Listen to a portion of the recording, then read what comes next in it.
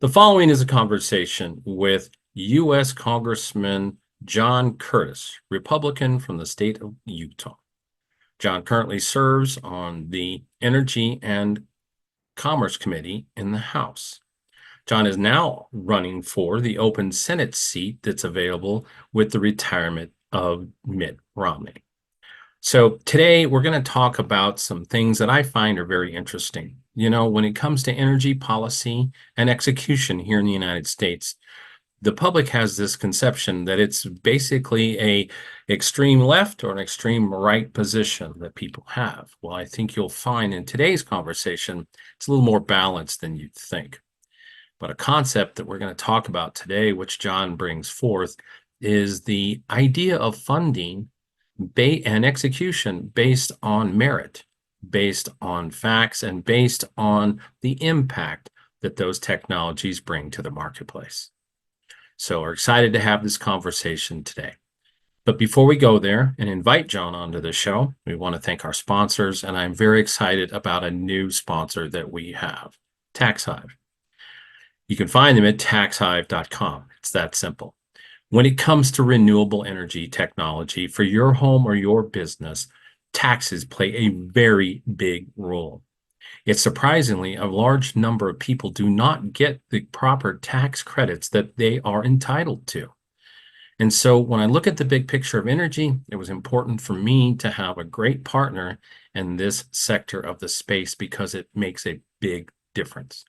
TaxHive will work with you to get the maximum return that you are eligible for based on your current situation and your tax liabilities, and they do it in a professional manner. In addition to these renewable-based tax credits and services, the wonderful friends over at TaxHive are probably the best in the industry at small business tax services.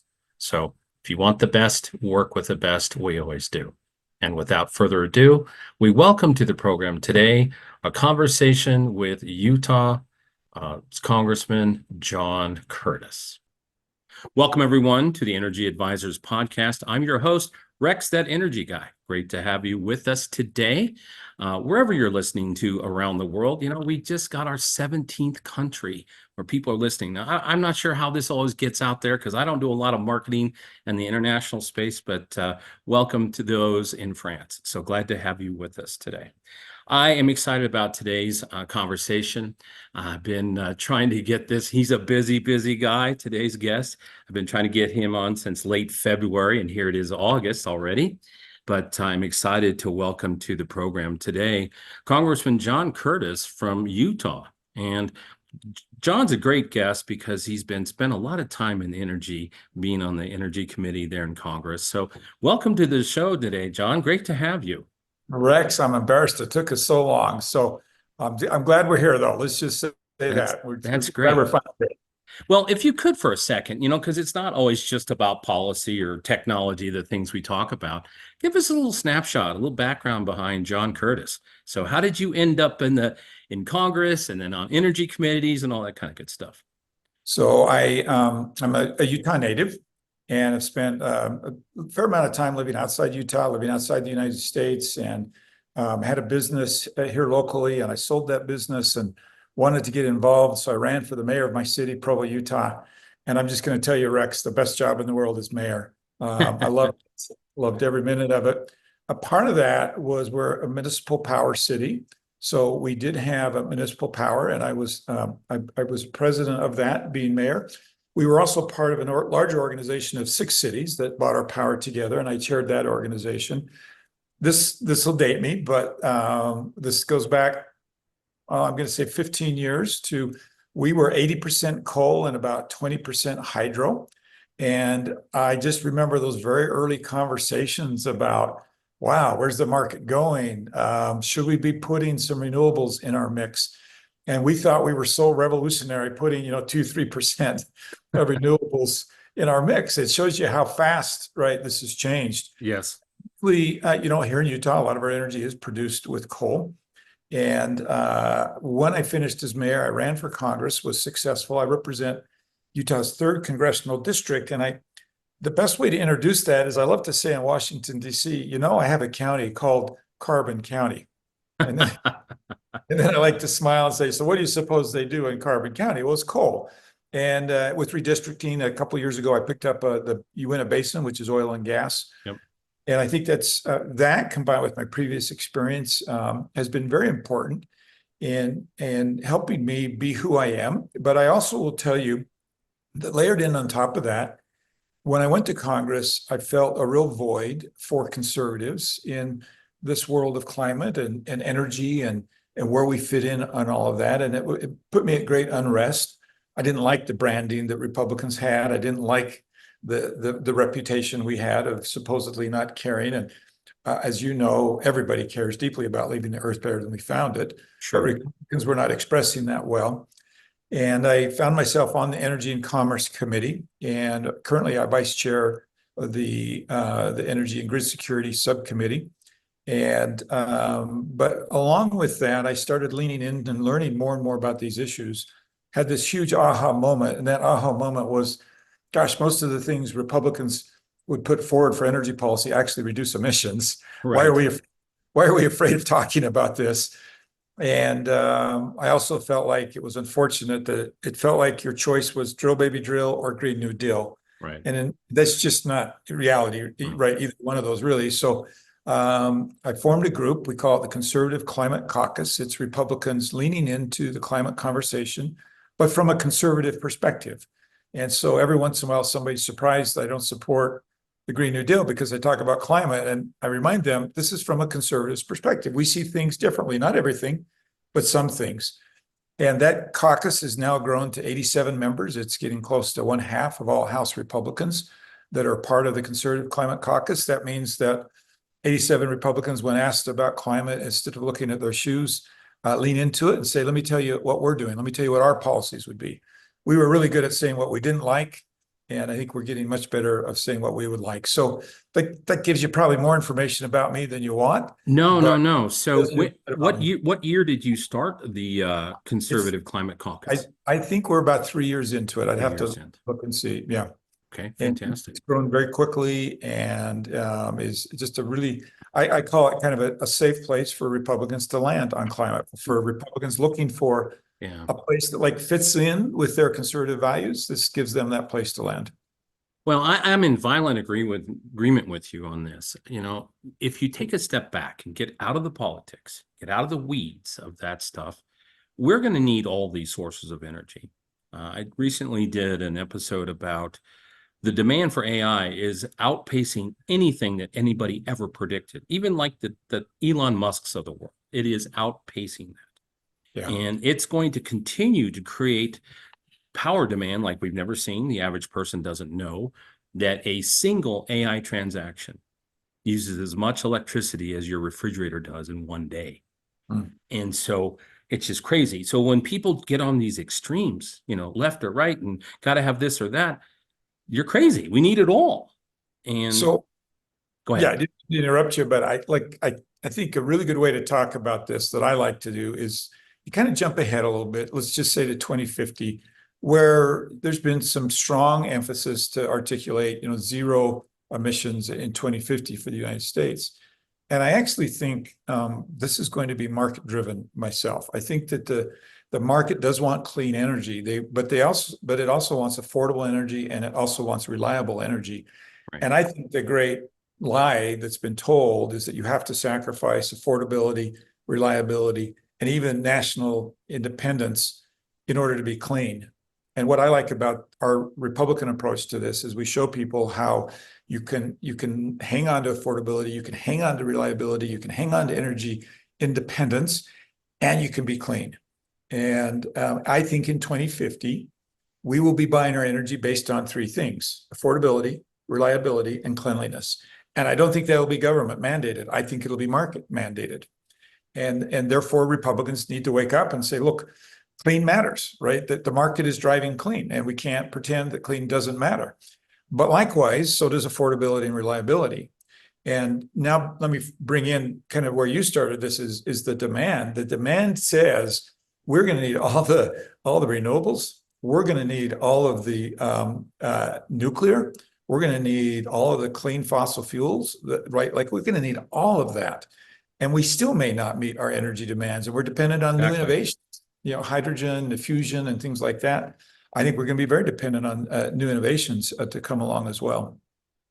No, I agree with you. It's crazy, and it drives me bananas. I try to stay off of social media because, being in this industry, in full disclosure, everybody that listens to the show or newcomers know I'm in renewables, but I look at everything.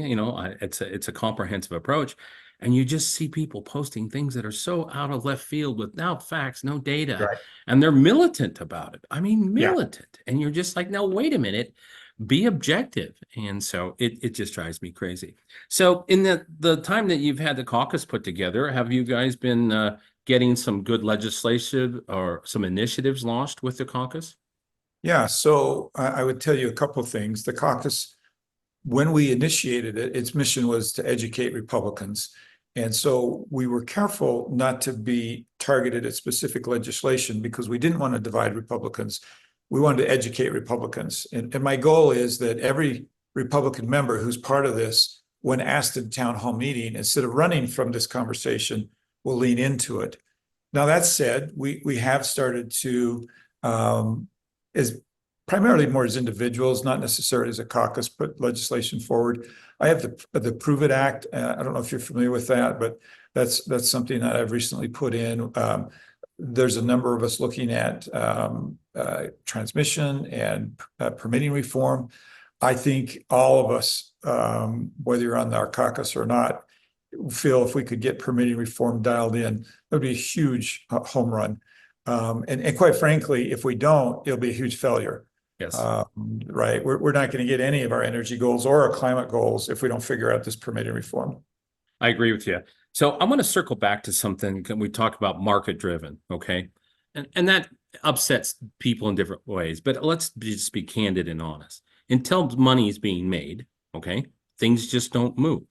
Now, I spent 3.5 decades in technology, and I always used to say to people, technology for the sake of technology is worthless. But if it can save people money or create money, that's when you see the action in the marketplace. Now, what I want to talk about real quick and related to that is, while I'm in this industry, it's almost blasphemy to say that the renewables are a rather false propped up marketplace. Okay. It's highly dependent on tax credits because that's part of the financial justification. And I think what needs to happen, and I want to get your thought on this, is that number one, we need to see prices come down. But number two, we're never going to have a sustainable marketplace if we have tax credits as one of the biggest drivers. Because when you look at net metering one-to-one policy, and I know you're familiar with all of that, the math doesn't add up for a lot of people unless those tax credits come into play. And part of the IRA, which I do support on some aspects, but I also call it the Inflation Production Act, because it had unintended consequences, is the fact that everything's being thrown out there to help make movement in the marketplace, but it's being subsidized. I don't care if it's a heat pump. I don't care if it's solar. And to me, looking at this holistically, I think that's a fragile situation as we do make transitions to more and more green. So, an interesting experiment would be if you and I could wave a wand, Right. and kind of create what I would call a starting line, Mm-hmm. and line up all the energy sources at the starting line, and then put out 2050, right, as the finish line, and say, look, the goal is affordable, reliable, clean, go. Government's not putting up obstacles. We're not putting the wind at the back of anybody. Just go. If I had a choice, I would do that. But now let's be a little bit realistic and just take nuclear as an example, right? That nuclear is just going to really struggle until we get up to scale, right, and produce more than one-offs on this. Mm-hmm. So is there a role for government in getting nuclear up to that point where we now have, I don't know if the number is a half a dozen, 20, whatever it is, nuclear facilities up there and running, so that it's now at scale, because right now it's just not affordable, and so it's going to lose in this race. Right. Let me go to solar for a minute. Like, I think one of the mistakes that we're making with solar is if it were up to me, I would move some of the incentive off of solar, off of wind onto storage. Yes. Does that make sense? And one of the problems with government incentives is they're not very nimble. And so I do think, I guess what I'm articulating, and this is hard as a conservative, is that there is a place for poking and prodding of government on this start line, but to do so carefully. We have limited dollars. One of the problems I have with the IRA is it was like fire, ready, aim. Exactly. Everybody take your favorite project that reduces carbon, throw it in here, it all gets in. Well, wait a minute. What if we had simply said, anybody that reduces carbon by X gets X, and we don't care how you do it. Right. Right. And instead we said, your favorite project, your favorite project, your favorite project, your favorite, it all gets money. And there's no discrimination between the ones that reduce more carbon for less dollars or vice versa. And quite frankly, it spent $1.5 trillion. And when I hear people talk about it, they talk about the hundreds of billions of dollars for green. And I say to myself, well, what happens between that couple hundred billion and 1.5 trillion? Where'd that money go? Right. And so that's a Republican who cares deeply about reducing emissions, but also is a little bit troubled by the IRA. Yeah, and I support that, because one of the issues, I was recently having a conversation, and I won't name them, but I know they listen, but it was interesting. When we took a look at the IRA and, the 1.5 billion spend, and you have about 370 billion was earmarked for renewables. Great, good investments. It's a start, right? It pushed the market along. However, that other 1.1 trillion that was spent on this caused inflation, because the only source of inflation is overspending. So we have a juxtaposed situation in the marketplace. You spend $370 billion to prime the pump for renewables, but then the inflation goes up, so interest rates goes up, so it completely nullified. So it was an unintended consequence. It just, people don't stop and think about that. Okay, great investment, but it was exactly what you're saying, a ready, fire, aim approach. Yeah, a gift for Republicans that they call it the Inflation Reduction Act, right? Yeah. You want to help us out, call it the Inflation Reduction Act, and let us, now we can attack that. Oh. And I don't even want to get started on single issue bills. I am so tired of all the pork barrel that gets stuffed in these things. Yep. And I understand the game, it's a tit for tat. I'll trade you for this. It's concessions. That's the reality of the American political system. But all the other things that were added into the IRA literally decimated. I mean, you look at the marketplace, rooftop solar sales in the United States are off by 40%. And that's because the interest rates are too high. And we're not going to see any interest rate relief in 2024.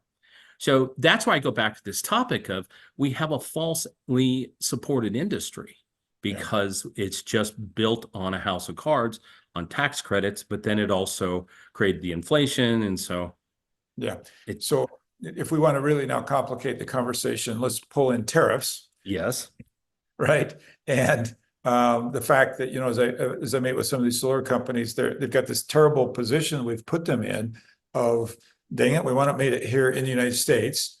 Oh, but by the way, we're not paying attention to human rights. We're not paying attention to safety standards. We're not paying attention to emissions generated when this is produced overseas. So we're asking businesses to bring that back to the United States, but then create on an unlevel playing field. And I'm not quite sure how we figure that out, because if we move too quick and just lock the door to all of those imports, we don't have the manufacturing geared up here in the United States yet. Correct. But if we let the imports pour in, we'll never get the manufacturing here in the United States. So I think we've made a couple of swings at this and mostly missed, but it is important to get this right. And I personally, I want this made here in the United States. I want the critical minerals mined here in the United States. And this is another problem, I think, where we're putting a blind eye to conditions that we allow overseas, and we won't mine it here in the United States. No, I agree. And there's a great example of this, and it's almost, I wouldn't say comical, but if you look at the tax credits that are applied for 100% made EV batteries. Okay, Yeah. so if your battery is made in the United States, you get more on your tax incentives. Okay, so part of the funds set aside for the IRA actually helped dramatically increase battery manufacturing facilities in the United States.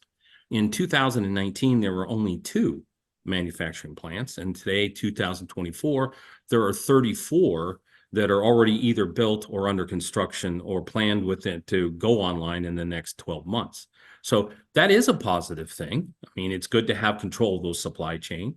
The demand for those is high, but yet we're using tax dollars to go get tax incentives. I mean, to me, that kind of seems like a Chinese fire drill. So I'm not going to argue with you on that. I would simply say I think we've got to do a better job of that, letting that free market run and very carefully as needed. And I'll bring up nuclear as a really good example, right? The free market has tried to run with nuclear and is not getting very far. And then also we've got to simplify the process. It just takes, a decade to permit a nuclear plant is not acceptable.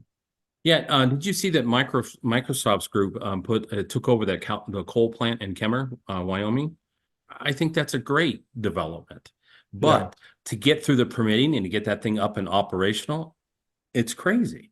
And I think people are aware in DC that good projects, bad projects, nothing's being permitted. And this is why it's a bipartisan issue. It's just as hard to permit a solar farm as it is a pipeline.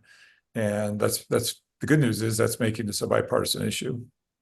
Yeah, people just don't understand, those solar farms, your community solar farms, your turbine farms and stuff like that. That's not an overnight thing. Permitting is incredible, financing, tax credits. It's a very, very complex thing.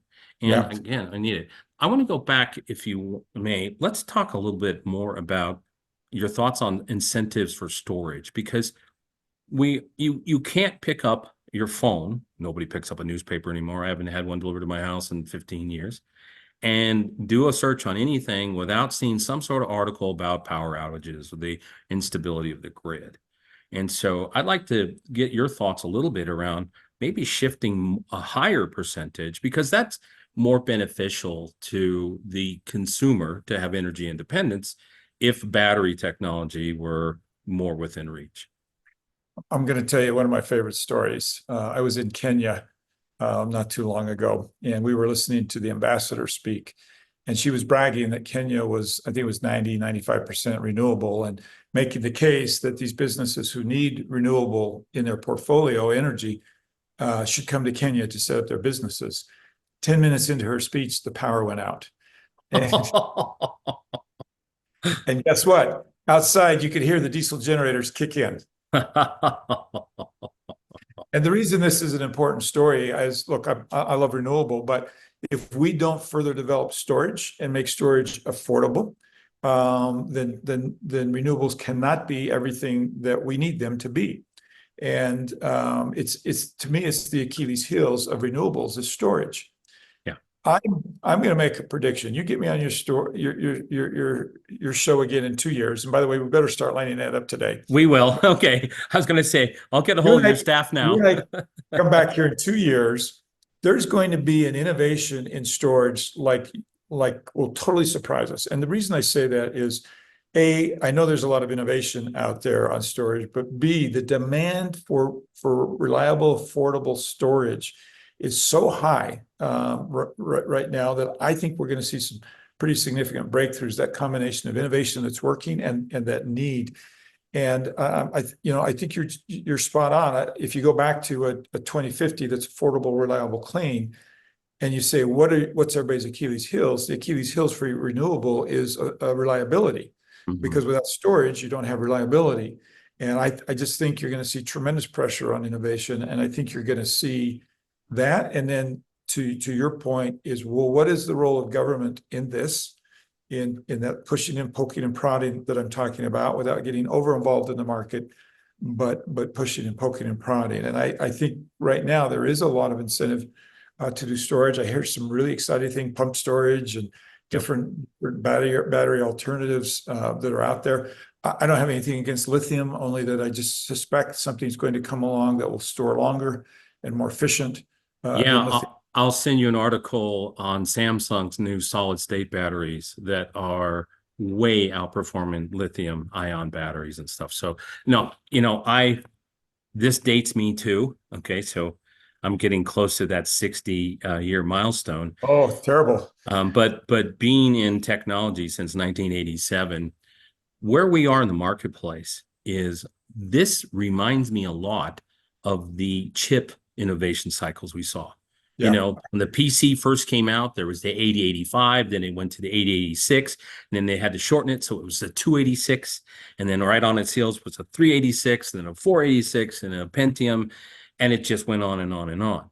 And because of the luxury, I get to talk to a lot of people and analysts and all kind of good stuff. We're seeing the same type of innovation cycles coming. Yeah. And the market will drive that because it's going to be beneficial for the consumer. And so to me, this is rolling back to the mid 90s in my mind of watching that process. You saw people that went from a 286 and skipped up to a 486. Back in the day, I like to tell this little story. I worked with Michael Dell on a big project in their customer support.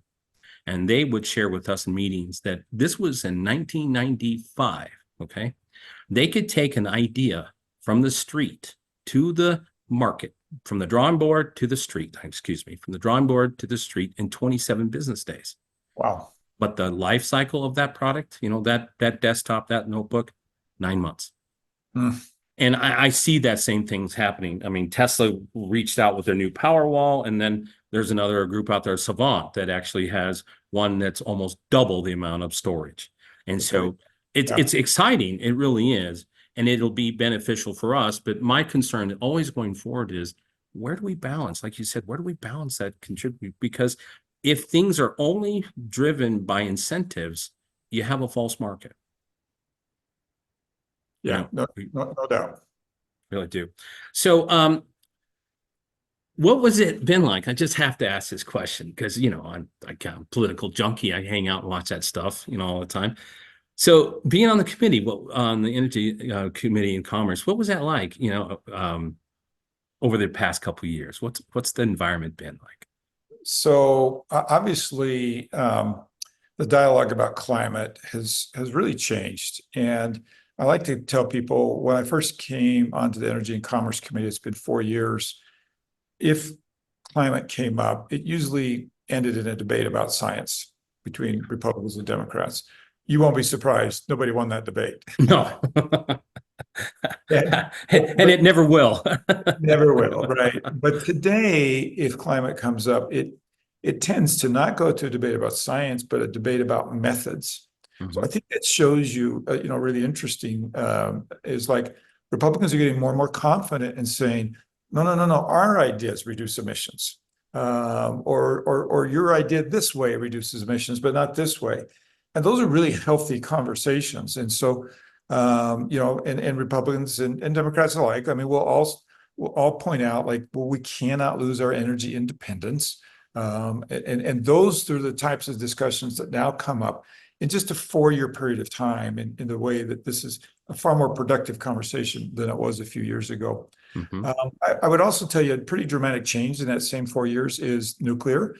I like to tease my Democratic colleagues that 4 years ago, they would admit that we needed nuclear if they were in an elevator and we were all by ourselves. And nobody had a phone recorder running, right? But today, I think it's fair to say that they recognize that nuclear needs to be an important part of our energy future. And we just passed a really good bipartisan bill out of Energy and Commerce. It was a package of nuclear bills. I had one in there as well. And I think that's a sign that, I guess then the third thing is that we are working together on this better than I think that we have in the past. And that said, I think one of the things in the past we haven't done a good job is when Republicans and Democrats work together, actually bragging about it and taking credit for it. I think that the narrative is out there that we just totally are fighting on this issue and we're not making any progress. And I regret that because it's just not true. I am excited. I've got an episode coming up with a lot of people don't realize that the University of Utah has one of the best nuclear science programs in the country. There are some big innovations coming there, but again, fusion is going to take a lot more research, a lot more investment, but the unlimited potential of that is very, very interesting. We have to pursue it. We have to keep working on it because you're right. It's a total game changer. And everybody knows that all the rules change as soon as we figure that out. Yeah, it does. Now, on the energy, did you guys get involved in looking at or looking at policy around any of the biofuel research that's going on?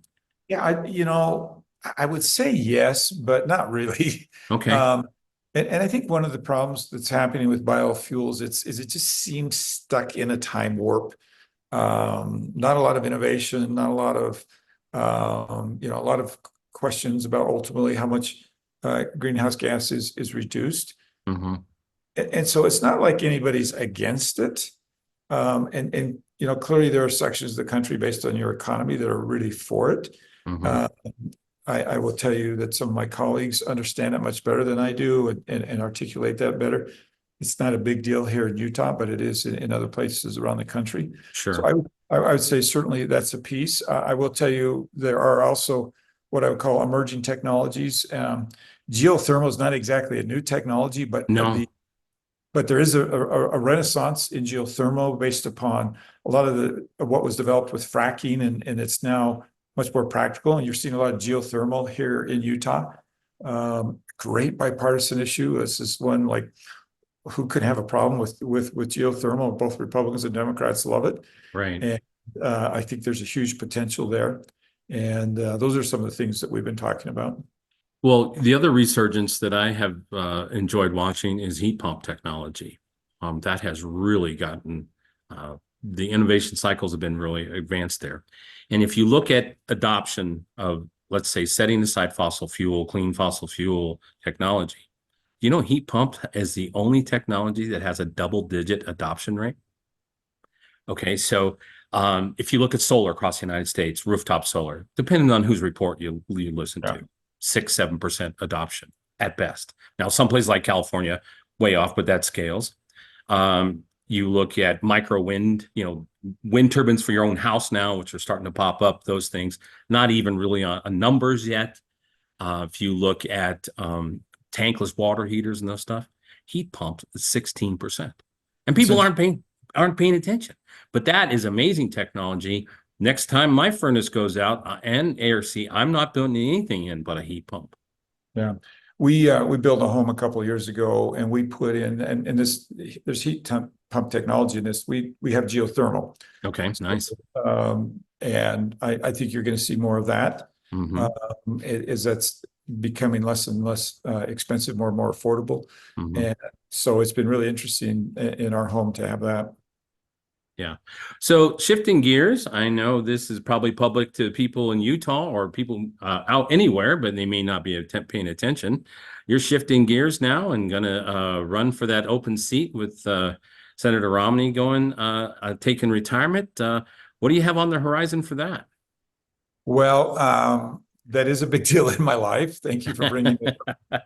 We started in Utah, the election cycle as we filed last January. June 25th was our primary. So I emerged from a field of 10 candidates and am now the Republican nominee. We'll have our general election in November with everybody else. And if things go well, I'll be serving in the Senate next year. And don't want to look past the general election, but sure. Utah is a pretty Republican state. And so you don't take anything for granted, but we are starting to have the questions of, well, what does this look like on the Senate side?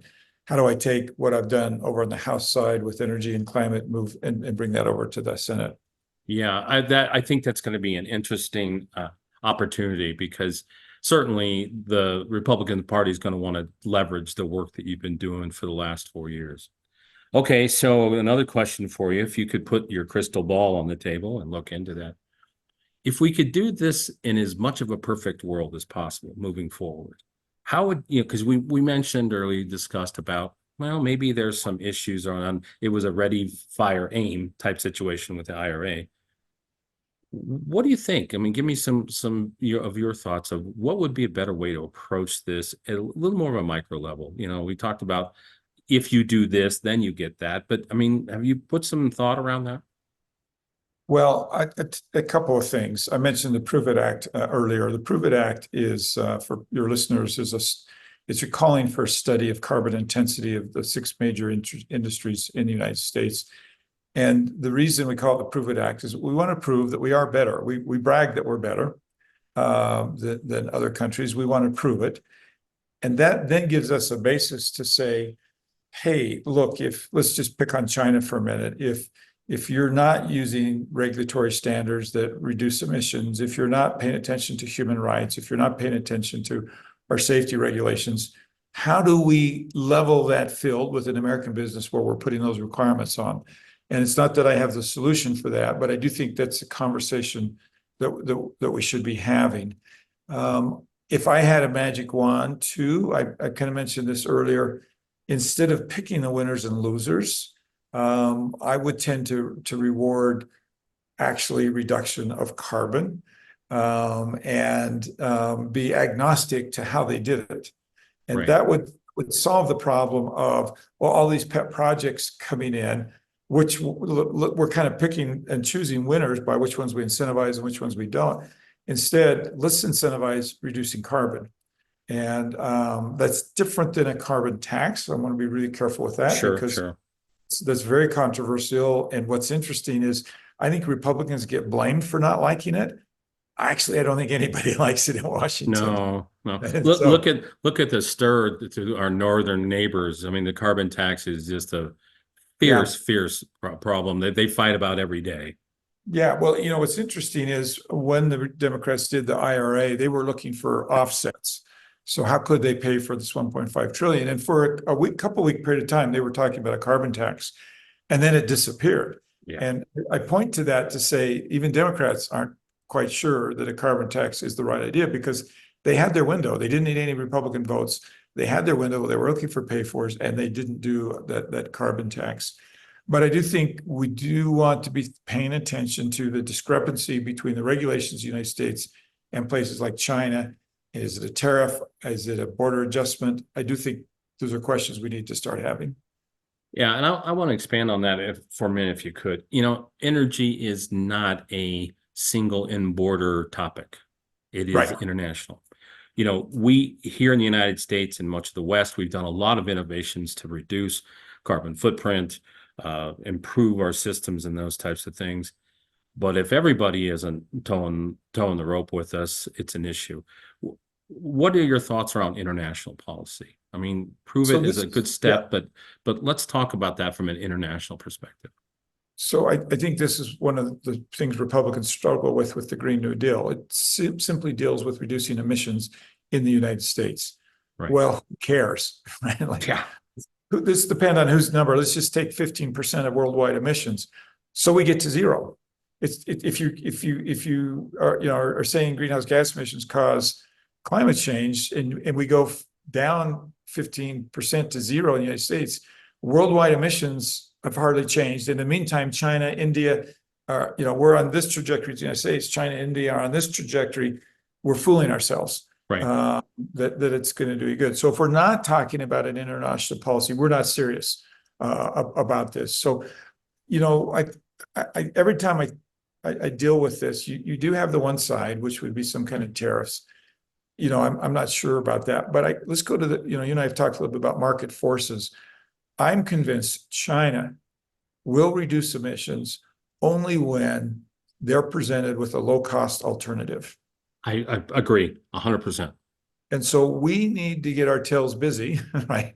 If we want to reduce China's emissions, then let's be the country that develops and sells to China a lower cost alternative that will be market driven because they're buying it because it's lower and it reduces emissions. Now we have an opportunity to do that, quite frankly, with US natural gas.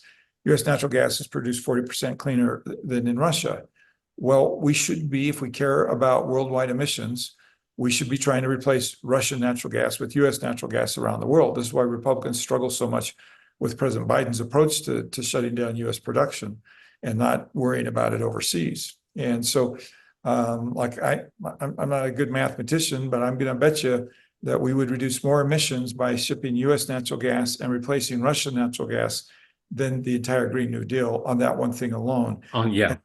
And this is why the debate should be about reducing emissions, not about choices. Agreed. Is there any, and again, we as just regular Joe Q public don't ever see it as any of this. Is there any outreach to peer legislative bodies around the world to talk about energy as a global policy? I mean, Yeah. So I can tell you, as part of the Conservative Climate Caucus, we talk with our colleagues in England and Australia. It's easier in our English speaking allies. Sure. And I've had a number of conversations with them. And, it is interesting. And I'll bring up Australia as a really good example. They're very conscious about being green, but they won't consider nuclear over there. And I think, quite frankly, that's an influence the United States should be able to have on them, is helping them understand, look, you just can't get there without nuclear. And nuclear is, I think, as you go from country to country, and just look at Europe, very controversial or widely accepted. And France and Europe are good examples where France has been a really good place from an energy security standpoint, from an emission standpoint, because of their nuclear. Yeah. Well, this is maybe too ultralistic, but NATO is something we've had since the end of World War II, and you could argue plus or minus. I'm not going to get into that part of the weeds, but it would almost seem like it would be a smart move if we could come up with almost like a NATO alliance around energy, because it's a global impact. We are not living in a box. Yeah, I'm just going to come back to this conversation about kind of extremes of Green New Deal, drill baby drill, and what we need is a thoughtful conversation with our allies about how we keep all of us energy independent, how we keep prices affordable and reliable, and how we can work together to make that happen. And I think that's a hugely productive conversation. Now, Republicans hate the Paris Accord. I was going to ask about that. And the reason we do is we look at it and say, well, wait a minute. You want the U.S. to reduce this trajectory. You want to kill our economy. You want to drive up prices for energy. And you're giving a free pass to China for 20 years. Yeah. So don't tell me that this is good for the environment, good for climate change. It's just destroying our economy for no reason. And that's why Republicans push back on it. At least that's why I push back is, look, we've reduced dramatic emissions here in the United States, but everybody has to do it. Right. Well, one of my problems also too with the Paris Climate Accord is the fact that in my opinion, it's not balanced. Okay. It is an extreme. It's got to be everything or nothing type, so the agenda there, of course, again, there's nothing wrong with having a green agenda, but you can't just be so over the top. And so if you read any of their readings, and I'm a weirdo that reads that kind of stuff, just in energy, boy, there just isn't a whole lot of balance in their initiatives. And I could see why Trump was like, get out of this thing. One, we're funding most of it. And then two, it's not a balanced approach. And I don't think we're ever going to get anywhere without a balanced approach. So take this, tell your listeners, go easy on me on this. I'm going to take a little risk here. Oh, no. Hey, it's all about education. So, but I'll just come back to this point of, do you really want to reduce emissions, or do you want to just beat up on fossil fuels, right? And I think too often the conversation is we want to eliminate fossil fuels, and Republicans feel like, well, you're trying to limit our choices, but let's have a thoughtful conversation about reducing emissions. Yeah, it is really a smart. I really like that approach of reducing emissions and not being agnostic to the method to get there. Yeah. I've always told people when it comes to the climate issue is, look, I don't think anybody gets out of bed at any day and says, I'd like a dirtier water. I'd like, more pollution, more trash on the streets in Denver, whatever. Nobody thinks that way. The question is, how are we going to get there? Right. That tends to be where I start to roll my eyes a little bit sometimes, because it's like, we all want the same thing, as you mentioned when we started the conversation this afternoon. Everybody wants to leave the planet cleaner than we found it. Yeah, and this is kind of where I was going before too, is like sometimes you hear Republicans say climate change is a hoax. I wish that we could change that to some of the solutions are a hoax. Does that make sense? Is like, Absolutely. so when President Biden bans exportation of US natural gas, which would reduce emissions, that is a hoax. Instead of trying to, for Republicans, I think, go after the wrong thing and call the whole movement a hoax. I think we'd be wiser if we simply said, look, some of the solutions feel like a hoax to me. And Or the I'll go other, back to the Paris Accord right now is, wait a minute, if you're saying US has to limit and China doesn't, that is a hoax. yeah, and I think the other thing too, I like to use this term called use case. Okay. So you get online or have discussions with people and you see people like just saying EVs are the greatest thing in the whole world, or they're the worst thing in the whole world. Well, I think if you take an objective look at it, it depends on the use case. How many miles a day are you driving? What is your economic offset? What you look at the whole thing. And so there isn't one size fits all. So I would like to see the conversation go back to, all right, some of these use cases are a hoax because they're not, one size does not fit all. And it Yeah, drives me bananas because as an energy consultant, that's what I do really for a living. I just can't say, well, solar is the best thing for you or this. You have to look at the use case. What are your finances? How many years you're going to be in your home or exactly. You just got to look at everything. Yeah, what's your power rates and where's the sun? Yeah. Yeah. So, you touched on EVs and I would say, look, I would love a Ford Lightning if I could just have a dream car. So I want to put this out there. I like EVs, Yes. and I think they're important. But when the government has predetermined that they are the only answer, that is a huge mistake. And Absolutely. to give you a really good example, a Chevy Hummer puts out the same amount of greenhouse gas emissions as a gas-powered Chevy Malibu. Well, but we're incentivizing by $7,000 the Hummer, the EV Yeah. Hummer. And that's just like a really good example of like, no, let's go to results. Like Yes. how much emissions does that vehicle save? As I understand it, the hybrid has been awarded, the most efficient car for greenhouse gas emissions of any car in the United States. Well, wait a minute, we don't subsidize the hybrid, we subsidize the EV, and Right. yet it may actually be better. In Utah, where I live, I'm traveling hundreds of miles at a time. That's why I don't have a Ford Lightning. It just doesn't work for me, my use case, to Yeah. your point. It just doesn't work, and I want to tow a boat. And so I don't, it's just not, and if you mandate that, it's just not going to work for me. Well, out here in the West, where a 6-hour drive is nothing, that's Right. just standard habit. That's not the best use case for everything. But again, like Samsung just released their solid state batteries for EVs, 600-mile minimum. Wow. So it's that's the innovation that we're going to see. That's what we're seeing there. About. So I think it's really important. And I'll tell you what, the F-150 Lightning is a beautiful vehicle. And I make this prediction all the time. Bidirectional vehicles is going to make a big impact on storage. If you look at a Tesla Powerwall 3, it has 13 kilowatt hours. The Ford F-150 has 131. So I'm driving around a huge battery. So if I have a rooftop solar on my house and then I'm charging, I only drive a few miles a day kind of thing. My solar can be charging my truck. My truck can be powering my house at night. I don't say I'm off the grid, but I'm independent. So I think what's going to be interesting to see what policy comes up on this, because most of the manufacturers have gone in this direction to say they are committed to bidirectional charging, and it has to be full bidirectional charging. It can't just be partial because there's about 5 different grades of it.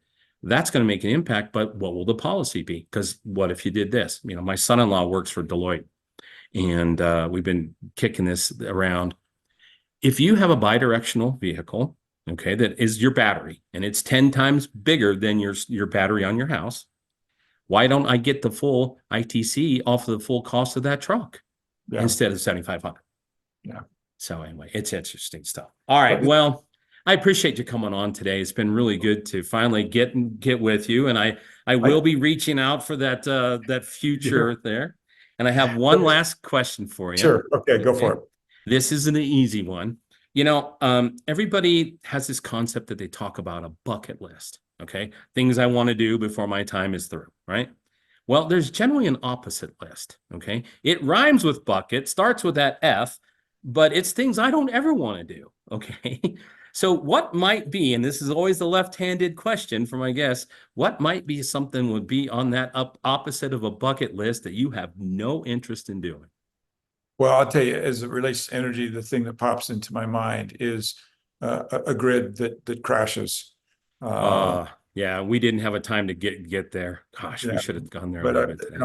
I worry particularly, as we take reliable, dispatchable energy off and are not having the proper battery storage. Let's be careful what we're doing. Yeah, we're headed into a collision course there that the numbers don't add up. You can't ask the utility companies to net meter one-to-one ratios and cut their revenue costs and yet still have the expense of maintaining the grid. Those math numbers don't mix up, and it's not an easy solve. We saw in California with net metering 3.0, it just trashed everything. So we'll have another conversation about that because that's where policy is going to make a big difference. So anyway, I want to thank you for coming on to the conversations today. We want to thank everybody who's listened in. You can find more about John on his website. John, throw out your website real quick and your campaign. JohnCurtis.org. JohnCurtis.org. Pretty easy. Yep. We wish you well on your pursuit of Senate, and we will have you back on the show. Thanks to all the listeners. Thanks, Rex. Bye-bye. All right. Thank you. Take care. Bye-bye.